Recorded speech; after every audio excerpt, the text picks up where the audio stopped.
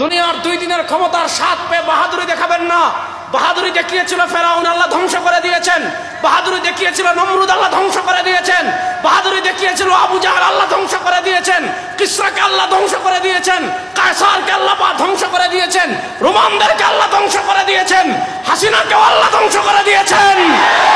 আগামীতে ক্ষমতা পেয়ে যারা বাংলাদেশে বাহাদুরি দেখাবেন, আপনাদেরকেও ধ্বংস করে দেওয়া হবে।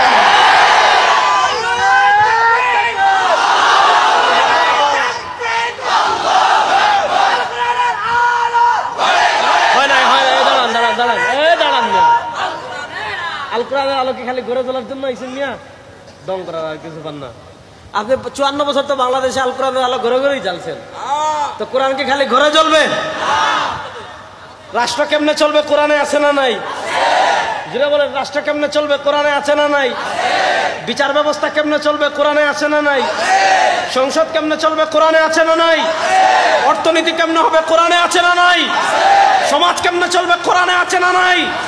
54 বছর কোরআনের আলো ঘরে জ্বেলেছেন, এবার কোরআনের আলো ঘরেও জ্বালবো, সংসদেও জ্বালবো ইনশাআল্লাহ। আল্লাহ কোরআনের আলো সংসদে জ্বালার জন্য তরুণরা প্রস্তুত আছেন না নাই?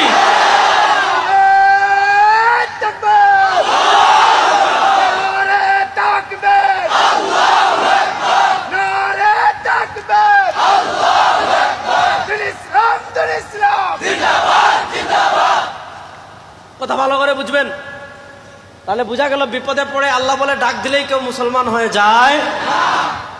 এজন্য ক্ষমতার বাহাদুরি দেখাবেন না। পৃথিবীর ইতিহাসে মুসলমানদের সাথে যারাই ক্ষমতার বাহাদুরি দেখিয়েছে তারাই ধ্বংস হয়েছে। আজকে আমাদেরকে নানা স্লোগানে বিভক্ত করা হয়েছে।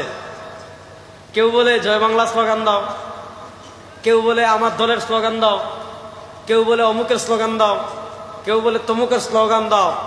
শোনেন, আল্লাহ তাআলা দুনিয়াতে যত রাসূল পাঠিয়েছেন, আল্লাহর কোরআন বলে ওমা আরসালনা মিন ক্বাবলিকা মির রাসূলিন ইল্লা নূহি ইলাইহি আন্নাহু লা ইলাহা ইল্লা আনা ফা'বুদুন।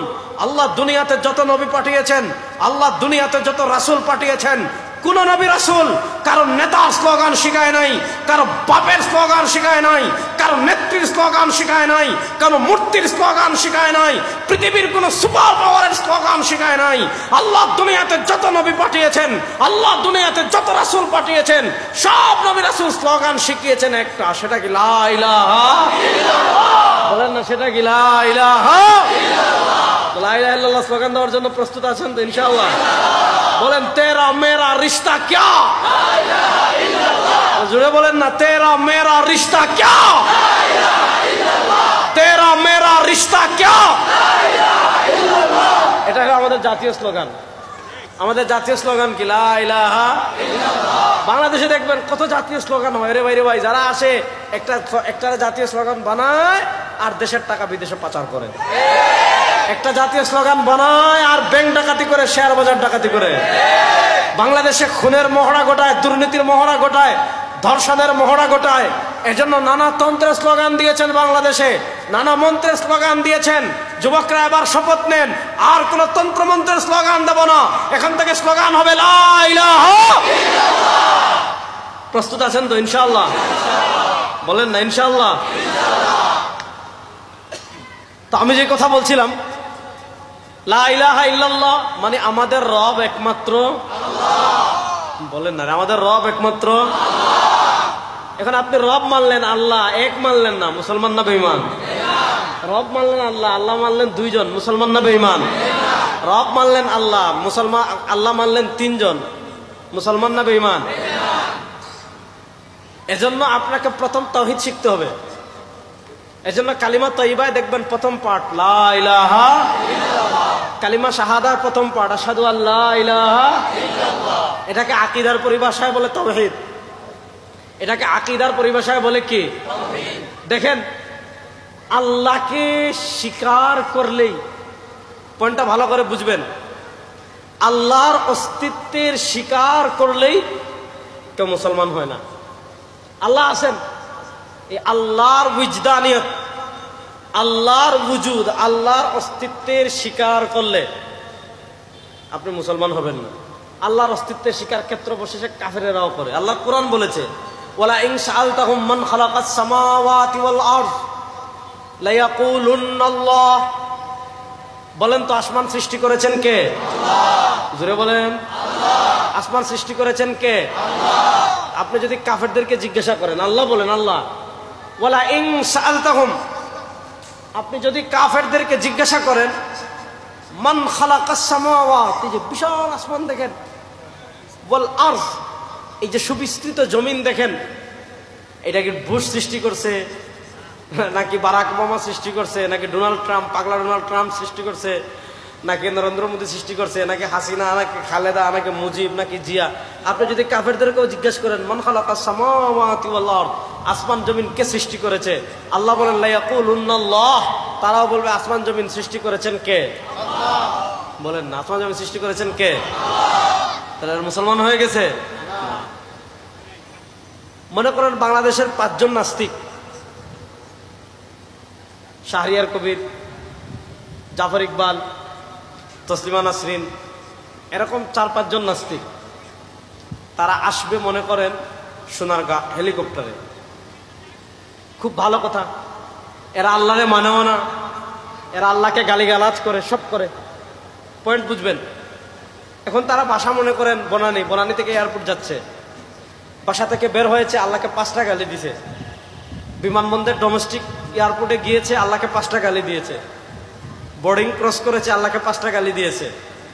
রানওয়েতে যাচ্ছে, আল্লাহকে গালি দিচ্ছে। হেলিকপ্টারে উঠেছে, আল্লাহকে গালি দিয়েছে। হেলিকপ্টারটা উপরে উঠেছে, আল্লাহকে গালি দিচ্ছে। হেলিকপ্টারটা আপনার মনে করেন কুড়িল বিশ্ব রোড আসছে, আল্লাহকে গালি দিচ্ছে। উপর থেকে কি সুন্দর ঢাকা দেখা যায়, আর আল্লাহকে গালি দিচ্ছে। হেলিকপ্টারটা খালি কাঁচপুরে আসছে, মাদারীনগর মাদ্রাসায় যেখানে, এটার উপরে আসছে। আসার পর হেলিকপ্টার ঝাঁকি দেওয়া শুরু করছে, নামানো শুরু করছে, প্রচন্ড ঝাঁকি দেওয়া শুরু করছে। হেলিকপ্টারের পাইলট বলছে, আমি বুঝতে পারছি না, আমাদের হেলিকপ্টারে যান্ত্রিক ত্রুটি দেখা দিয়েছে, কিছুক্ষণের ভিতর হেলিকপ্টার পড়ে যাবে, আর বাঁচার আপাতত কোনো আশা নাই, বাঁচানোওয়ালা কেউ থাকলে তারে ডাকেন। আচ্ছা বলেন, যে 7, 8, 20, 25, 21, যে 5 জন এতক্ষণ আল্লাহকে গালি দিয়ে আসছে, আচ্ছা বলেন তো পাইলট যখন বলবে হেলিকপ্টার কিছুক্ষণের ভিতর পড়ে যাচ্ছে, বলেন তো তখন ডাকবে কাকে? বলেন না, ডাকবে কাকে? তাহলে বোঝা গেল বিপদে পড়ে আল্লাহরে ডাকলেই কেউ মুসলমান হয়ে যায় না। পৃথিবীর সবচেয়ে জঘন্য কাফেরদের একজন হলো ফেরাউন। ফেরাউন বলেছিল আনা রাব্বুকুমুল আলা, আরে কিসের খোদা, আমি তো খোদা। ফেরাউন যখন লোহিত সাগরে ডুবে যাচ্ছে, ভাই আপনি যান বাঁচানোর জন্য যদি কাতপুর ব্রিজে নামেন, সাঁতার কেটে ওপারে যাওয়ার চেষ্টা করবেন, কিন্তু আপনি যদি সমুদ্রে পড়ে যান, ডুবে যান, তখন হেলিকপ্টারও ছিল না, লাইফ জ্যাকেটও ছিল না, আধুনিক কোনো যন্ত্রপাতিও ছিল না, আর উদ্ধারের কোনো পরিবেশ যখন ফেরাউন দেখেছে, আর বাঁচানোওয়ালা কেউ নাই, আর উদ্ধার করানোওয়ালা কেউ নেই, আর আমার ক্ষুধাই চলবে না, আমি কিছুক্ষণের ভিতর মরে যাব।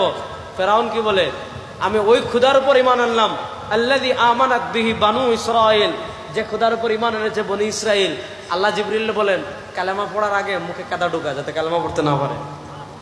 তাহলে বোঝা গেল ফেরাউনও যখন দেখেছে আর বাঁচানোওয়ালা কেউ নেই, আর আমার ক্ষুধাই চলবে না, আর আমার ক্ষমতা চলবে না, আর আমার বাহাদুরি চলবে না। শুনেন, আমাদের বিশ্বাস, আমাদের ঈমান, ক্ষমতার মালিক একমাত্র কে? আল্লাহ। বলেন না, ক্ষমতার মালিক কে? আল্লাহ। দুনিয়ার 2 দিনের ক্ষমতা পেয়ে বাহাদুরি দেখাবেন না,